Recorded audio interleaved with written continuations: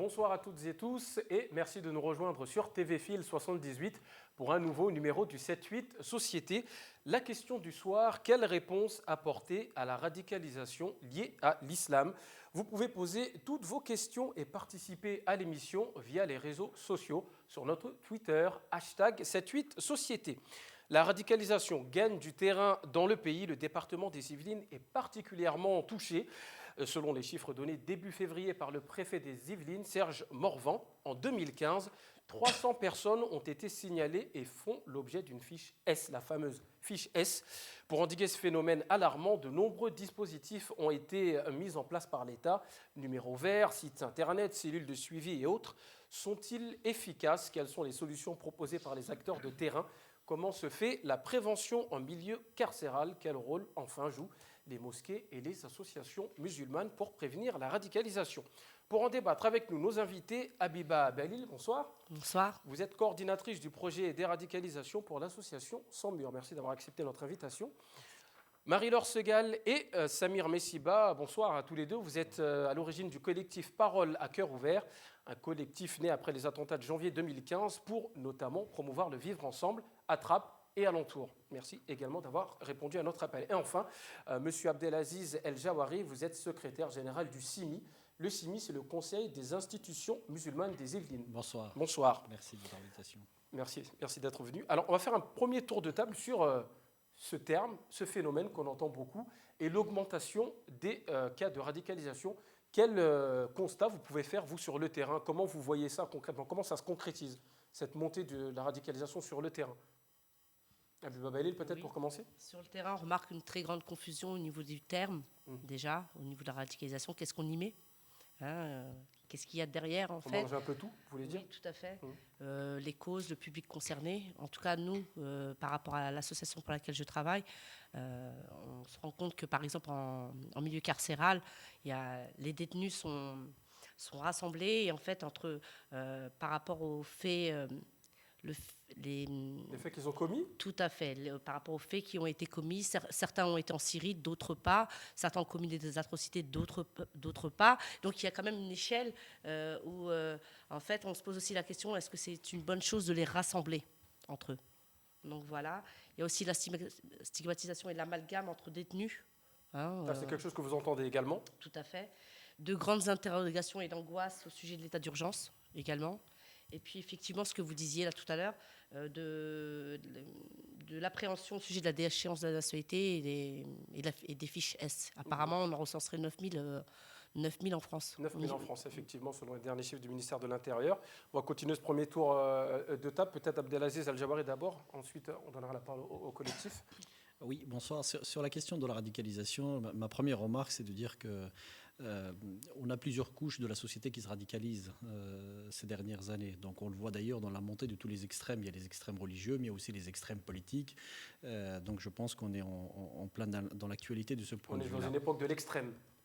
Je dirais pas ça, mais ce que je veux dire par là, c'est qu'il y a une donne internationale et puis il y a à la fois géopolitique, mais aussi le contexte économique, qu'il soit mondial et même national, qui ne facilite pas les choses. Donc à partir de là, vous avez un certain nombre d'ingrédients qui, en effet, simplifient, en tout cas facilitent le travail de prédicateurs de toutes ces théories de radicalisation, qu'elles soient une radicalisation politique, religieuse ou autre. Donc voilà, donc ça c'est le premier élément. Le deuxième élément sur la question liée au radicalisme qu'on ampute à la question de l'islam ou des musulmans. Donc c'est un fait, aujourd'hui il y a des chiffres, il y a un certain nombre de personnes qui sont impliquées dans des atrocités. Bon, on a eu une année dramatique 2015. Donc voilà, est-ce que pour autant c'est suffisant pour faire des généralités? Je ne pense pas du tout et je pense qu'on aura l'occasion de revenir dessus au cours du débat. Marie-Laure Segal. Moi, je ne suis pas tout à fait d'accord parce que je pense que vous dites que ce qui est extrême, c'est aussi bien ce qui est politique, que l'extrémisme se trouve aussi bien dans des attitudes politiques. Moi, j'ai envie de reprendre ce que dit Olivier Roy concernant l'islamisation de la radicalité. Et je crois que c'est quand même sur ce phénomène-là qu'on est aujourd'hui rassemblés et qu'il faut appeler un chat un chat. Ça ne veut pas dire qu'après, il y a des différences, comme vous avez dit, entre les salafistes. Tous les salafistes ne sont pas des terroristes. Et bon, il y a beaucoup de gens qui interviennent là-dessus. Mais je trouve qu'ici, on est quand même venu pour parler de cette islamisation de la radicalité et qui, je crois, est un phénomène qui nous interroge aujourd'hui. Samir Messiba, pour terminer ce premier tour de table. Oui, je dirais aussi qu'il peut y avoir la radicalisation de l'islamité dans l'autre sens, mais ce qui nous interpelle, nous, par rapport à toutes ces questions, c'est au niveau de la catégorie de jeunes qu'on travaille, on réfléchit au sein du collectif Parole à cœur ouvert, voilà, pour présenter un peu notre collectif. Alors justement, on est là pour parler de cette thématique et puis des dispositifs mis en place par l'État. Du coup, un numéro vert, un site internet et puis des cellules de suivi de déradicalisation, pour les appeler ainsi, dans les préfectures ou autour. Alors, on voit le numéro qui s'affiche, donc le 0800 005 696. Alors, comment vous jugez-vous les dispositifs qui ont été mis en place par l'État ? Est-ce que ce sont des dispositifs suffisamment connus du public ? Est-ce que ce sont des dispositifs qui sont efficaces ? Marie-Laure Segal. Je veux bien intervenir. Souvent moqué, quand on parle par exemple du site Stop Djihadisme, souvent tourné en dérision, même dans les médias. Oui, sans parler des analyses qui existent au niveau de livres sérieux comme Parole armée, qui est un essai qui me paraît très intéressant, qui justement montre combien la façon dont l'État tente de réagir à ce phénomène semble pas toujours adéquate. Je ne veux pas m'étendre là-dessus. Je dirais aussi qu'au niveau de Trappes, entre autres, puisqu'on ne peut parler que de ce qu'on connaît un tout petit peu, il y a des mamans que l'on connaît qui soit ont été dénoncées, entre guillemets, elles le vivent comme ça, parce que leur fils était parti et qu'elles étaient sur écoute, ou elles ont téléphoné à une copine, ou finalement donc elles ont été découvertes, entre guillemets, avec elles aussi le même hélas, le même chagrin. Mais il y en existe aussi qui ne veulent pas se dénoncer, entre guillemets, et elles vivent ça comme se dénoncer, non pas appeler au secours, mais se dénoncer, parce que les perquisitions se font de façon violente parfois. Très violente. Bon, voilà. Donc il y a quand même, il semblerait, un décalage entre ce que l'État essaye de mettre en place et la façon dont les gens le ressentent et l'éprouvent. Habiba Belli. Oui, il faudrait davantage coupler en fait l'offre de sensibilisation vers les jeunes. Ce qui est déjà mis en place, c'est bien, mais en même temps, est-ce que les personnes, voilà, ce que vous disiez là, Madame Segal, est-ce que les personnes, l'entourage, est-ce que l'entourage est à même d'aller faire cette démarche ? Toute la complexité, elle est là aussi. Donc c'est à un moment donné, comment on sensibilise les gens pour faire entendre que c'est plus aussi de l'ordre le statut de victime finalement pour la personne qui sera voilà, quand on appellera. Là, on assiste à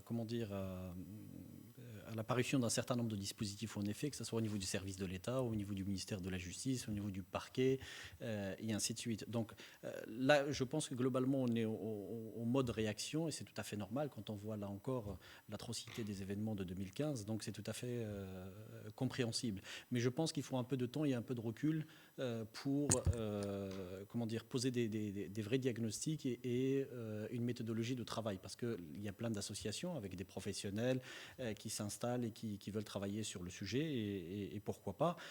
Donc voilà, nous-mêmes, on a été sollicités par un certain nombre, ou par les institutions publiques dans ce cadre-là, dans un cadre de réflexion sur ces questions de radicalisation et comment travailler avec un public même dit radicalisé, et ainsi de suite. Donc voilà, je pense que je ne suis pas sûr qu'on en est à un stade aujourd'hui pour porter un jugement ou faire un bilan de ces dispositifs qui commencent. C'est trop tôt pour... C'est quand même depuis 2014. C'est avant les attentats dits... mais les dispositifs, ils sont quand même tous très récents. Voilà, et c'est vrai, par rapport à ce qui a été dit, c'est qu'il y a aujourd'hui, voilà, il y a les dispositifs qui se mettent en place, mais vous avez aussi des perquisitions administratives, il y a aussi un état d'urgence. Donc le grand public est un peu perdu entre tout ça. Donc voilà, et après il y a les conditions dans lesquelles ça se passe. Je ne suis pas sûr que en tout cas dans les Yvelines, globalement en tout cas, j'ai pas l'impression qu'il y a eu tant d'excès que ça. Mais par contre, j'étais il y a 15 jours à l'audience solennelle du tribunal administratif et de la cour d'appel administrative, et un des sujets qui a été abordé justement, c'est la saisine du tribunal administratif dans les cas de perquisition ou d'assignation à résidence. Voilà, donc aujourd'hui, y compris l'institution judiciaire, elle est mobilisée sur cette partie-là, parce que vous avez des familles ou des personnes qui trouvent qu'ils ont été injustement traités et qu'il y a eu des amalgames, et donc là, il y a des voies de recours légales. Vous êtes contre ça? Je voulais préciser par rapport à ce dispositif, mais tout dispositif qui ne repose pas sur un relais au sein de la société civile, qui n'a pas de pédagogie, une façon de faire, je pense qu'il voué à l'échec. Il peut être voué à l'échec, mais il demande beaucoup de temps pour qu'il porte ses fruits. Je voudrais préciser, il faut qu'il soit étayé, il faut qu'il y ait aussi des acteurs de la société, même dans le réseau amical ou associatif, qui peut porter ça. C'est eux qui peuvent approcher les parents qui sont en désarroi par rapport à des questions de leurs gamins, qui amènent des questions d'ordre phénomène dérive sectaire. Oui, donc pour vous, il ne faut pas uniquement compter sur des apports externes de l'État, il faut également, comme vous l'avez fait avec le collectif Parole Cœur Ouvert. Voilà, oui. En fait, par rapport, moi, ça me renvoie au fait, là, ce que vous venez de dire, Samir, c'est que le numéro vert, par exemple, moi je donne l'exemple du numéro vert, c'est à la fois, ça peut être intéressant, et je pense que du coup c'est intéressant, et en même temps on n'en voit pas les fruits effectivement maintenant, et en même temps ça peut porter, on revient à ce que je disais tout à l'heure, à un amalgame, c'est-à-dire pourquoi on appelle? Est-ce que c'est parce que, voilà, qu'est-ce qu'on met dans radicalisation? Est-ce que le fait de porter un djellab? Est-ce que le fait d'avoir une barbe? Voilà, en fait, est-ce que les signes extérieurs sont signes de radicalité? Donc voilà, ou est-ce qu'on n'est pas en train de se tromper de sujet? Est-ce que la radicalisation, est-ce que c'est pas tout autre chose? Ce serait parce que quand on voit l'histoire des radicalisations, des différentes radicalités qui ont traversé le XXe siècle, c'est porté vers la violence. Et on ne peut pas... voilà, le risque qui pourrait se poser, c'est qu'il y ait des appels anonymes avec des dénonciations de voisinage, etc. C'est l'inquiétude. Moi, j'ai entendu ce type de situation. Et donc, ça peut être très, très inquiétant. Ensuite, numéro vert, perquisition, etc., etc. C'est pour ça, juste pour rajouter, pour compléter, c'est pour ça que quand je parlais de pédagogie, il s'agit d'accompagnement des parents et des familles, et non pas sous forme que ce dispositif soit vécu comme une forme de délation.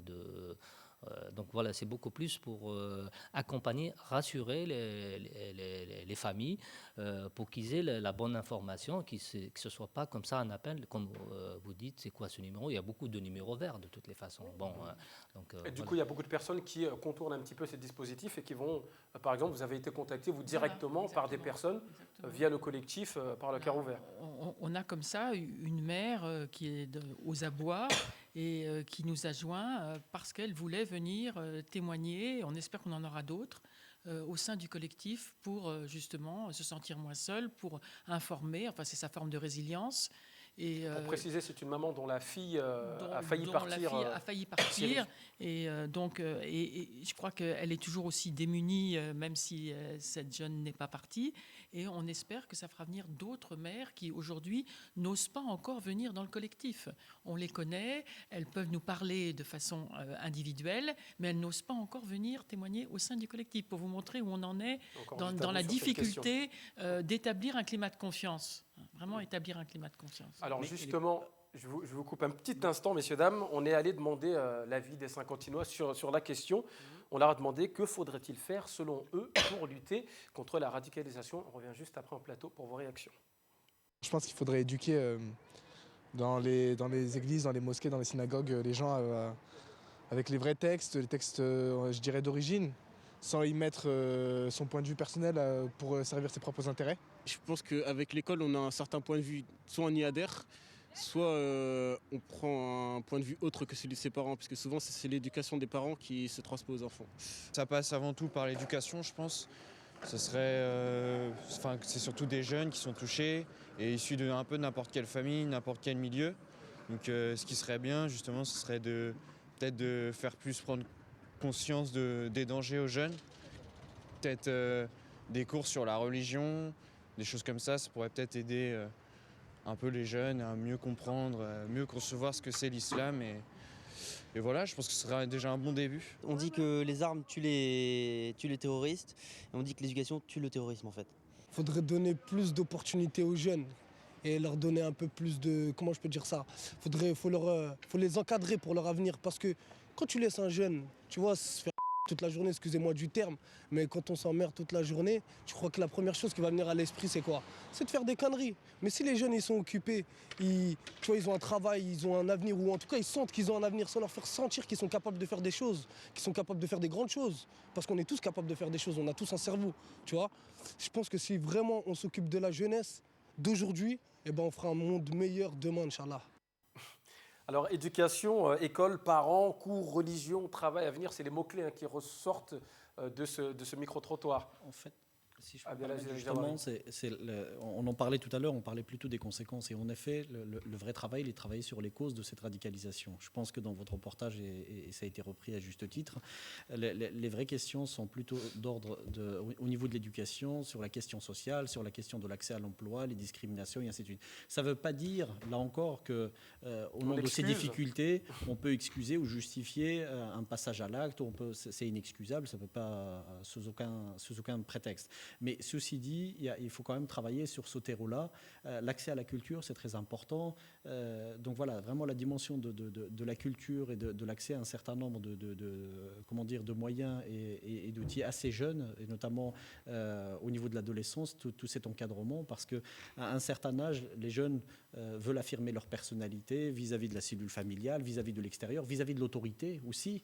Et donc à ce moment-là, en effet, si vous n'avez pas l'encadrement nécessaire, eh ben, les jeunes, en court-circuitant les réseaux sur la question religieuse, c'est pas à la mosquée qu'on va y aller sur les réseaux sociaux. Sur la question, c'est pas aux parents qu'on va poser la question, on va y aller avec ses copains dans la rue, et ainsi de suite. Donc la question de l'encadrement est extrêmement primordiale. Alors, un des éléments qui est souvent repris dans les médias, c'est le lien entre la prison et la radicalisation, alors que est-ce que c'est un fait établi, ça, Abiba Bellil, pour vous qui intervenez notamment dans les prisons ?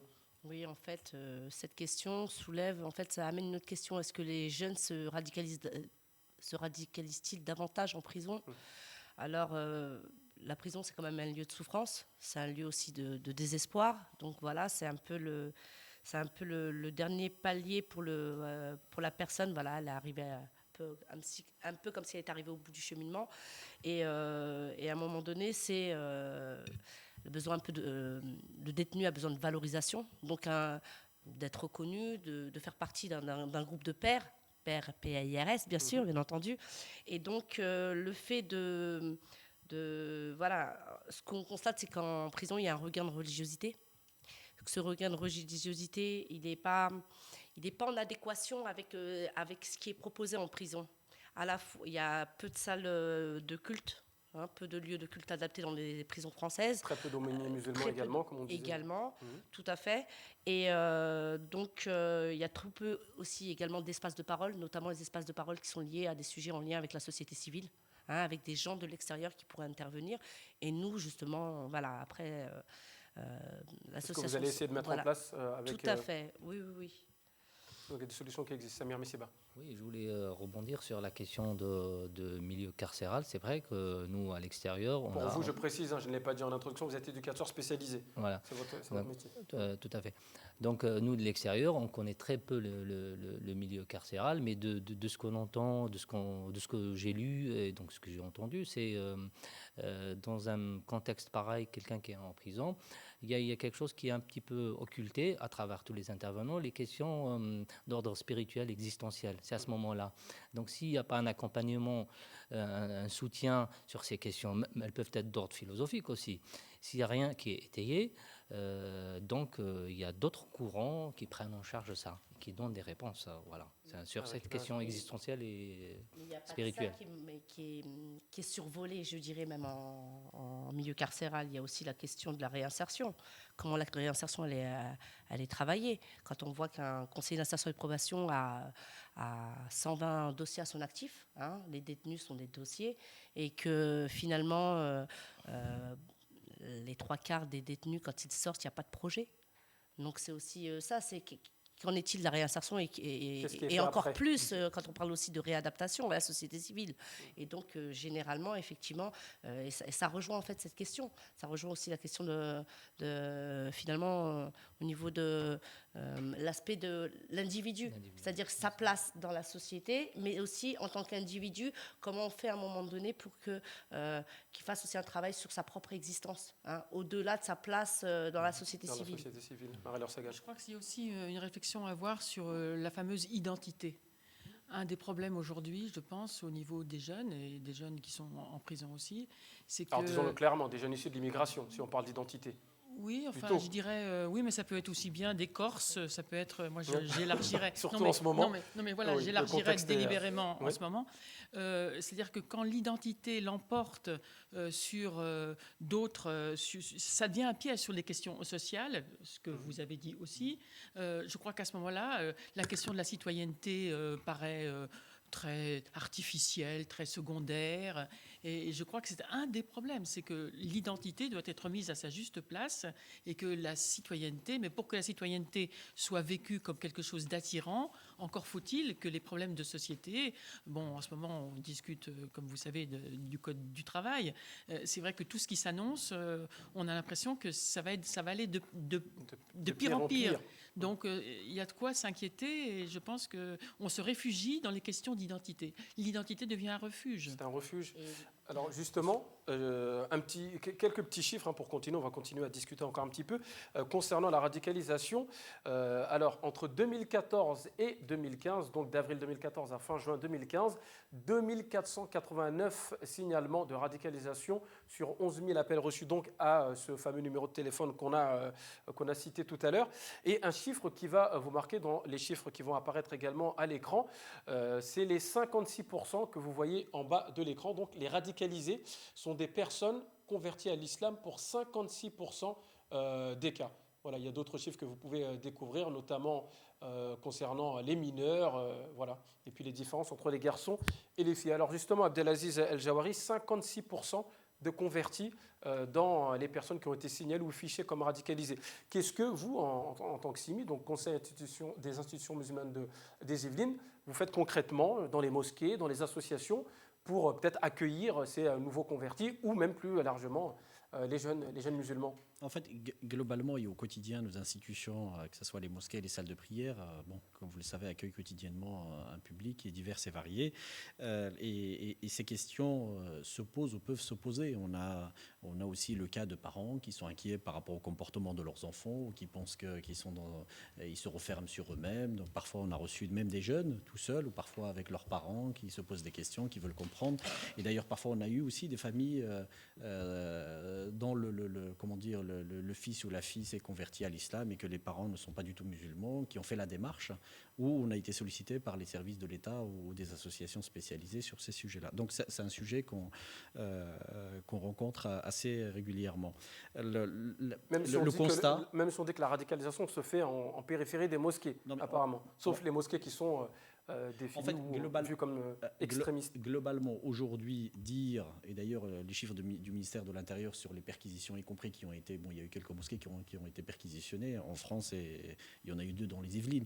Mais ce que je veux dire sur les résultats des perquisitions, il n'y a rien. Il n'y a pas grand-chose. Il n'y a pas grand-chose, il n'y a rien de tangible. Donc c'est sur la question que ce soit les institutions qui organisent la radicalisation, jusqu'à aujourd'hui, la preuve n'en était pas faite. En tout cas, dans les Yvelines, on n'est pas dans cette, on n'a pas d'éléments là-dessus. Probant sur ça, Maintenant, ce qu'on constate au quotidien, c'est qu'en effet, le public qui est très sensible à des idées extrêmes, qui est très souvent relativement jeune, il y a beaucoup de convertis aussi, mais ils font plus partie d'un phénomène que nous aussi, mais on utilise le terme de dématérialisation de l'espace religieux, parce que très souvent en réalité, donc ils prennent leurs enseignements ou en tout cas se rencontrent via les réseaux sur sociaux, Internet, sur les réseaux sociaux. dans tel ou tel, on dort complètement des institutions officielles, des mosquées, des salles de prière, ou même des écoles d'enseignement privées musulmans et ainsi de suite. Donc aujourd'hui, c'est une vraie difficulté. Vous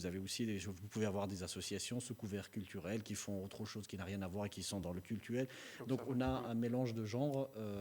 Il y a déjà un tri à faire à ce niveau-là. Alors il y avait aussi des portes ouvertes qui avaient été proposées par plusieurs mosquées en France.